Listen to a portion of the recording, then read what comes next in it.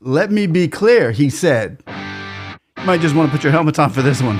Sam George from Ghana just went to the heart of the United States, New York City, at the UN, and gave them a dose of reality. From Africa to you, America. Ladies and gentlemen, thanks for watching.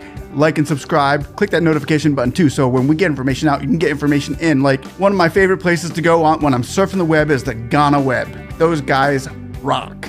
Reality news right there in your face. They don't taint things. They give it to you straight up, the facts. Love it. Sam George, an MP in Ghana, had this to say about the West and its human rights regarding LGBTQ, AI, XYZ, LMNOP. Let me know what you think and put your helmets on. We'll now have two brief comments from the floor. The first is Mr. Samuel George. Mr. George is a member of parliament from the country of Ghana. Mr. George. Thank you very much, and all protocol duly observed. As a natural-born man, a charismatic Christian, a husband of one woman, a father of 3 children, and an elected member of Ghana's parliament, I hold the role of the family extremely sacred.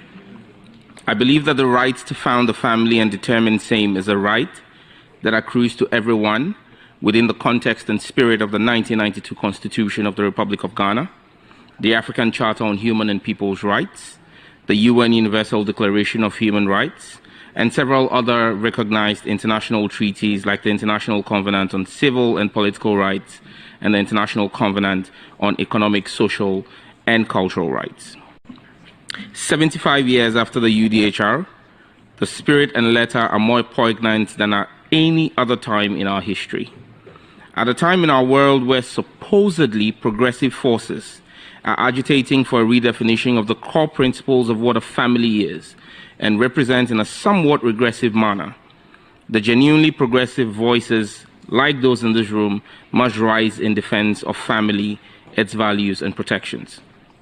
The concept of the natural family is under attack, and a siege is being attempted on the spirit of the Declaration of Human Rights. Let me be clear here and now, sirs and ma'ams. There is a distinct difference between sex and gender or gender identity. The pseudo-war being waged by some against the family is premised on this obfuscation and literal obliteration of the distinction between sex and gender. Sex is a biological construct that transcends race, ethnicity, religion, and jurisdictional jurisprudence. Sex is binary. You're either male or female. God determines this at the moment of conception. A fetus carries either the XX or XY chromosome, determining whether it is born female or male.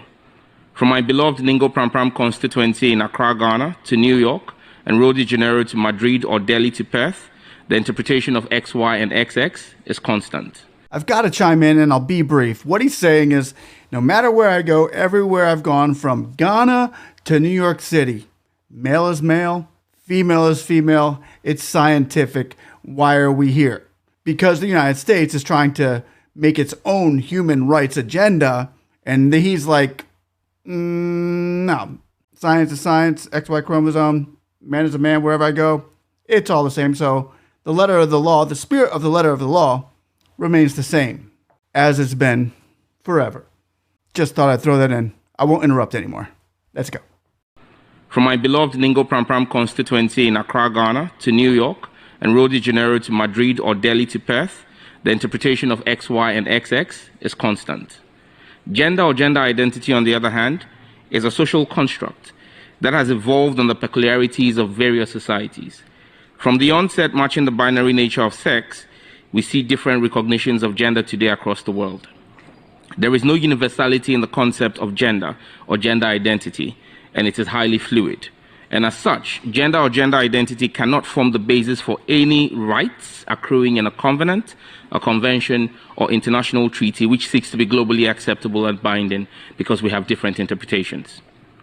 This is the basis for my avowed position that the letter and spirit of the UN Universal Declaration of Human Rights is apt and meets the needs of our global world today.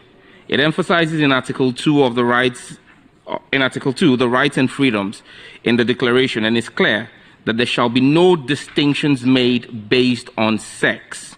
Yes, it says sex, not gender or gender identity. This is a definite position and must be defended by all progressive forces. The UDHR in Article 16.1 makes yet another actual position that I cherish and implore all of us to hold fast and dear, that the right to marry and found a family shall be between men and women of full age, without prejudice to their race, nationality, or religion. Yes, it says men and women, not men and men or women and women. Yet again, this is another reinforcement of the principle of sex and not gender. As a proud African, Article 2 of our African Charter on Human and People's Rights also echoes the principles of enjoyment of rights without prejudice to sex and not gender. As Africans, the role of the family is cardinal to our society and its well-being. To reinforce this, Article 18 of the African Charter recognizes the family as society's natural unit and basis. It imposes a responsibility on member states in the African Union to protect the physical health and morals of the family. Yes, it said morals of the family. It declares the family as the custodian of morals and traditional values recognized by the community. The Charter says there is no ambiguity here, that the values of family as a union between a natural-born man and woman must be protected by all of us. Against this backdrop, together with 7 of my colleagues in Ghana's parliament, I'm sponsoring a private member's bill titled The Promotion of Proper Human Sexual Rights and Ghanaian Families Values Bill 2021 in Ghana's parliament. In conclusion, I reference the critical role that a family plays in the development of society through the development, education, and upbringing of children. Article 18.3 and 4 of the International Covenant on Civil and Political Rights declares respect for the liberties of parents and legal guardians to ensure their children's religious and moral education in conformity with the convictions of the parents and legal guardians. This right is not given to an educational board or a pressure group or a government. It is the sole right and preserve of parents in the family unit.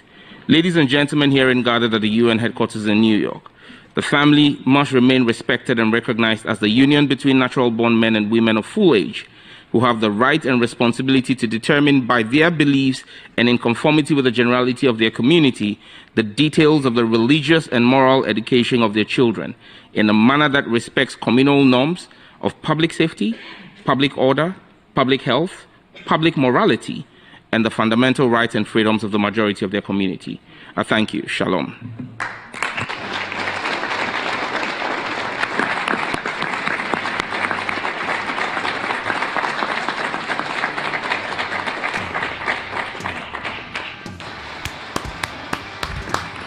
In the heart of the beast, New York City, UN Summit, Sam George just delivered the speech that will just, I got a feeling it's going to move some chains over here in America, because New York is very, very LGBTQIA friendly, if you guys didn't know, but it is. So let me know what you think about the video. Let me know what you think about Sam George. God bless you, love you, and stay safe. Oh, and like and subscribe.